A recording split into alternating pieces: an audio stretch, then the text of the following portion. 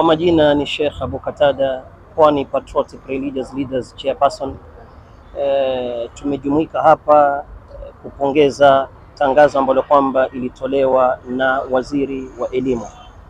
CS Julius Migos Ogambo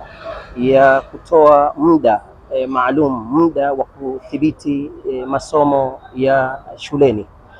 Tumefurahishwa sana na tangazo kama hilo kama viongozi wa kidini na kama wazazi katika taifa letu hili la Kenya, kwa sababu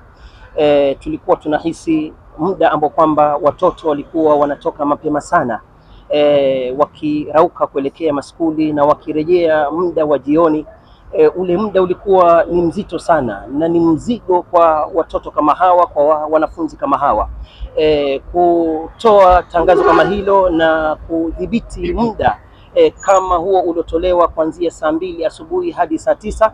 tunahisi huyu mwanafunzi ambaye kwamba yuko katika taifa letu la Kenya amepunguziwa mzigo na uzito ambao kwamba alikuwa anahisi, kwa sababu mbali pamoja na kuwa ile ilikuwa ni mzigo mkubwa wakati kama huo wote uwe katika masomo na yuko nje,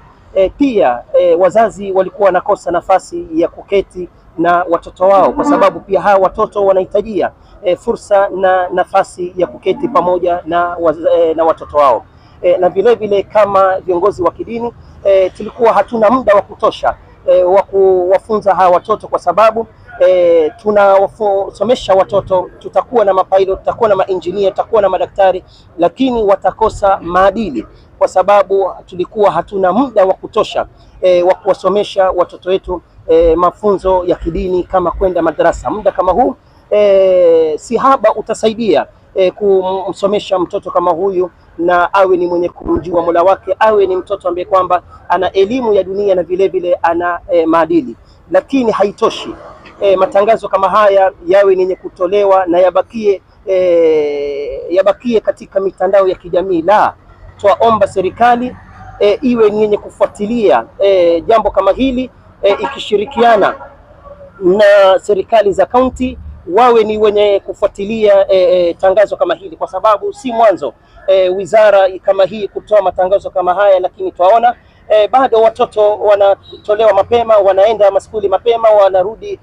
kuchelewa. Kwa hivyo tunatoa wito kwa taifa letu, tukikusudia ofisi ya wizara, baada ya kutoa matangazo kama hayo waziri wetu, tunachotaka kama viongozi wa kidini sasa ni ufuatiliaji. Skuli ambayo kwamba, shule yote ambayo kwamba itaonekana inakhalifu kauli ya waziri wa elimu, skuli kama hiyo ichukuliwe hatua, na wazee wa mtaa, machifu, pamoja na sisi kama viongozi wa kidini tushirikiane sote, tuone tangazo kama hili na mwito kama huu ambao kwamba ulitoka kwa ofisi ya wizara ya elimu iwe ni yenye kutekelezwa.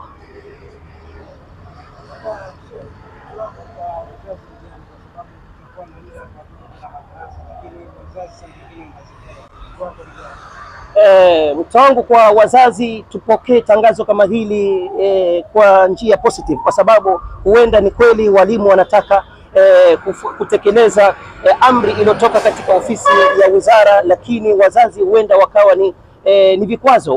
wanataka watoto wao waendelee. Twasema wazazi tushirikiane, watoto sote tunasaidiana kuwapatia malezi. Kuna part ambayo kwamba ni ya walimu na kuna part ambayo kwamba mzazi pia unahitajia uwe karibu na mtoto wako ili